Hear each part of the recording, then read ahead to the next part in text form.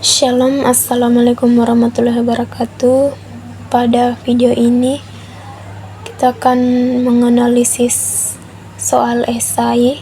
Kita akan menguji validitas dengan menggunakan aplikasi Microsoft Excel, kemudian menguji reliabilitas dengan menggunakan aplikasi SPSS, kemudian menguji tingkat kesukaran dengan menggunakan aplikasi SPSS, dan menguji daya pembeda dengan menggunakan aplikasi Excel. Nah, di sini untuk yang pertama itu uji validitas. Di sini saya sudah masukkan datanya. Kemudian untuk respondennya itu 10. Kemudian jumlah soalnya juga 10. Kemudian langkah pertama yang kita lakukan yaitu menentukan total skornya dengan cara sama dengan sum. Kemudian kita blok dari soal nomor 1 sampai 10 pada responden A, kemudian balas kurung, enter. Nah, untuk menentukan total skor responden B sampai J, kita tinggal tarik di sini seperti ini. Nah, setelah total skornya sudah ditentukan semua, kemudian kita tentukan R tabelnya. R tabel, cara menentukan R tabelnya yaitu seperti ini. Misalkan N itu adalah jumlah data, kemudian DF sama dengan N sama dengan 2. Nah, jika diketahui N sama dengan 10, maka DF itu sama dengan 10 kurang 2 sama dengan 8. Sini 8, kemudian tingkat signifikansinya itu 0,05, maka nilai yang didapat pada R tabel yaitu 0,707. Kita masukkan nilainya yaitu 0,707. Kemudian kita tarik untuk membandingkan nanti apakah valid atau tidak. Kemudian untuk selanjutnya kita tentukan R hitungnya. R hitungnya itu kita tentukan dengan cara sama dengan persen. Kemudian kita blok soal nomor 1 pada responden A sampai J. Kemudian titik koma kita blok juga yang total skornya. Kemudian kita kunci dengan cara menekan F4, balas kurung, kemudian enter. Nah, di sini sudah muncul R hitungnya yaitu 0,710599243. Nah, di sini kita tinggal tarik sampai di soal yang ke-10. Nah, di sini sudah muncul R hitungnya. Kemudian kita tentukan statusnya, apakah valid atau tidak, dengan cara sama dengan if R hitungnya ini lebih besar dari R tabel, titik koma, maka kita buka kutip valid. Kemudian balas, kemudian titik koma. Jika R hitungnya ini lebih kecil daripada R tabel, maka statusnya itu tidak valid. Dan balas kurung, kita enter. Nah, di sini untuk status soal nomor 1 itu valid. Kemudian kita tarik di sini sampai di soal nomor 10. Nah, di sini status validnya itu ada 7, kemudian tidak validnya itu ada 3. Nah, untuk selanjutnya kita tentukan kriteria validitas instrumen tesnya itu. Di sini kita bisa masukkan ke dalam Excel untuk mengetahui bagaimana kriterianya, bagaimana interpretasinya. Di sini untuk 0,00 sampai 0,20 itu sangat rendah. Kemudian di sini untuk datanya itu tidak ada yang sangat rendah. Kemudian untuk nilai R0,21 sampai 0,0 itu di sini masuk pada nomor soal nomor 7. Di sini rendah. Kemudian di sini juga rendah karena nilainya 0,38046287. Kemudian untuk 0,41 di sini juga masih rendah. Kemudian untuk 0,41 sampai 0,60 itu cukup. Di sini jadi tidak ada masuk dalam kategori cukup. Kemudian untuk 0,61 sampai 0,80 itu sini tinggi. Kemudian di sini juga tinggi. Kemudian untuk selebihnya itu 0,81 sampai 1,00 itu sangat tinggi. Di sini sangat tinggi. Di sini juga sangat tinggi. Kemudian di sini juga sangat tinggi. Dan di sini juga yang nilainya 0,86 dan 0,84. Nah, jadi di sini yang termasuk dalam kategori rendah 3, kemudian sangat tinggi 5, dan yang tinggi itu ada 2. Kemudian selanjutnya kita masuk dalam uji reliabilitas dengan menggunakan aplikasi SPSS. Kita sudah berada dalam halaman baru pada aplikasi SPSS. Di sini untuk datanya tadi kita masukkan, kita tinggal copy.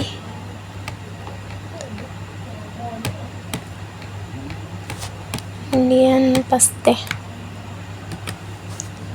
Nah, di sini nilai-nilainya sudah ada.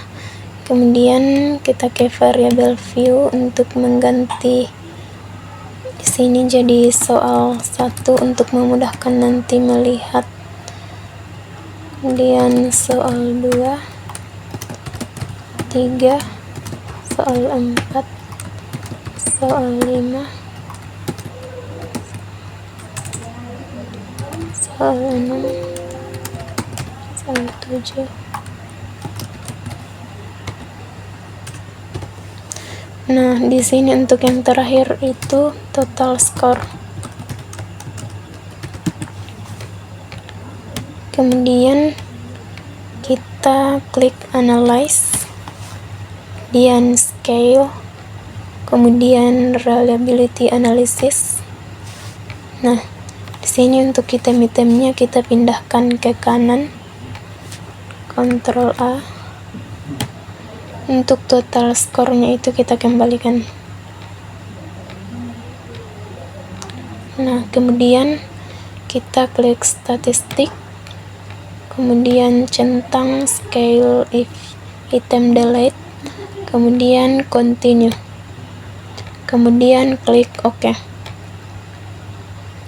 Nah, di sini tuh tabelnya itu nilai Cronbach alpanya itu 0,865.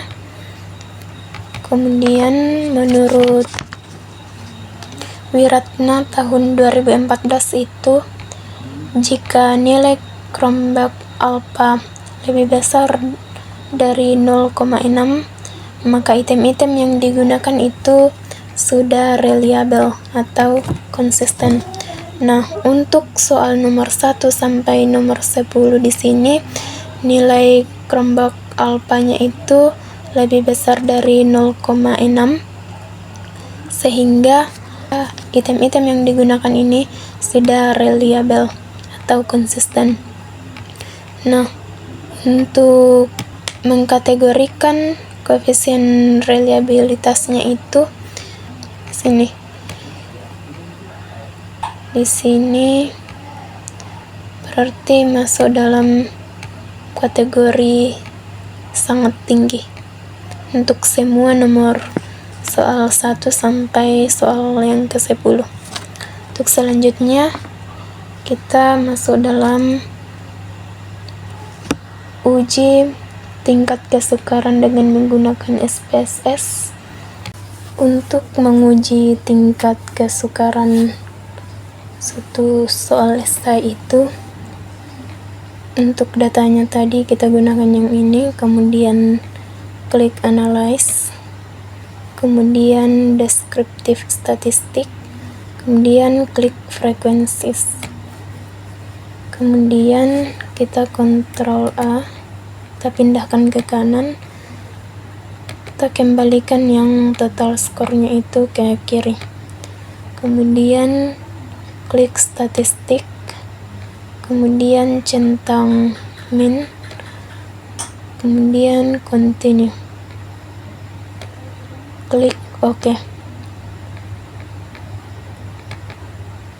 Nah, di sini kita fokus ke tabel statistiknya itu.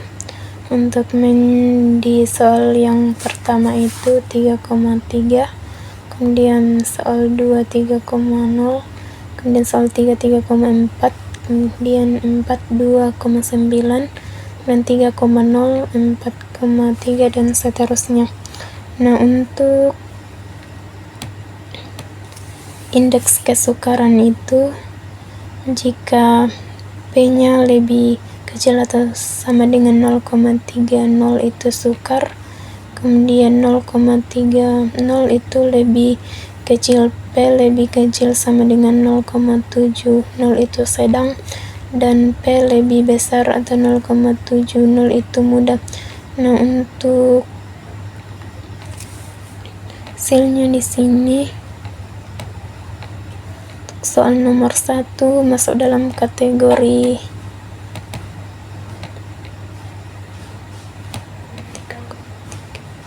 sedang, kemudian untuk soal nomor 2 masih sedang, soal nomor 3 sedang, kemudian untuk soal nomor 4 sukar, kemudian soal 5 sedang, soal 6 7 sedang, kemudian soal 8 sukar, soal 9 sedang, soal 10 sedang. Kemudian selanjutnya kita masuk dalam uji daya pembeda soal. Untuk uji daya pembeda menggunakan Microsoft Excel, di sini saya sudah masukkan datanya. Kemudian langkah selanjutnya yaitu kita urutkan skor tabel dari tiap sampel. Caranya yaitu blok di total skor, kemudian klik sudut kanan atas sort filter, kemudian urutkan dari yang terbesar ke yang terkecil.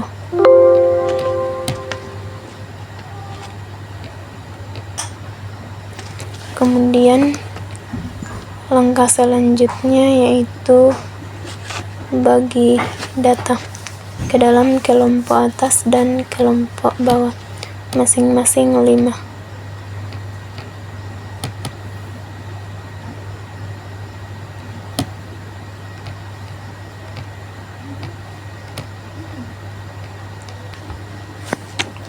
Nah, setelah dibagi ke dalam kelompok atas dan kelompok bawah, kita tentukan masing-masing rata-ratanya. Cara sama dengan average,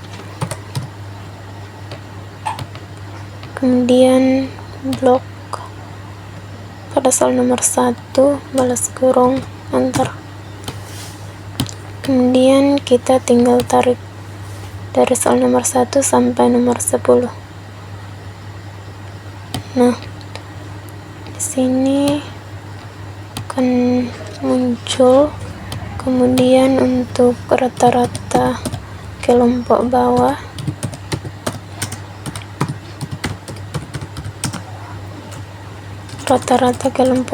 itu sama dengan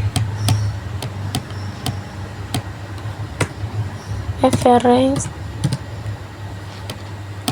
kemudian blok soal nomor 1 balas kurung enter, kemudian tinggal tarik. Nah, di sini sudah diketahui nilai rata-ratanya. Kemudian selanjutnya kita cari daya pembeda soal. Kita tuliskan DP itu sama dengan rata-rata kelompok atas dikurang dengan rata-rata kelompok bawah dalam kurung, kemudian dibagi dengan skor total maksimal itu 5, kemudian enter. Nah, di sini untuk DP pada soal yang pertama itu 0,44, kemudian kita tinggal tarik dari soal nomor 1 sampai nomor 10. Nah, di sini sudah muncul untuk daya pembedanya. Kemudian selanjutnya untuk menentukan kategorinya,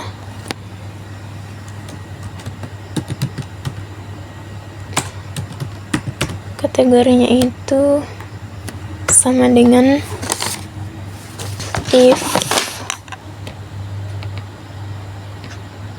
DP-nya itu lebih kecil dari 0,20 titik koma buka kutip buruk, kemudian balas kutip titik koma buka kurung if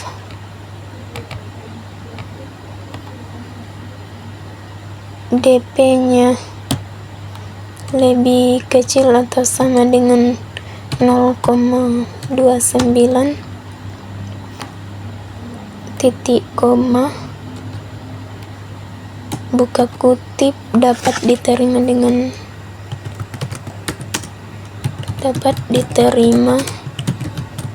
dengan revisi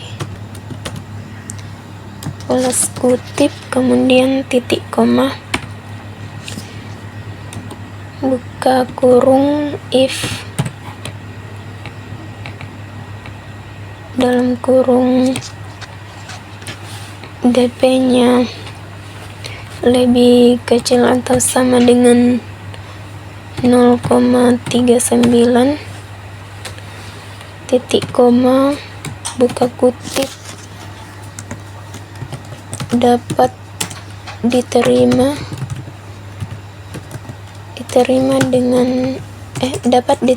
tanpa revisi balas kutip titik koma buka kurung if DP-nya lebih kecil atau sama dengan 1,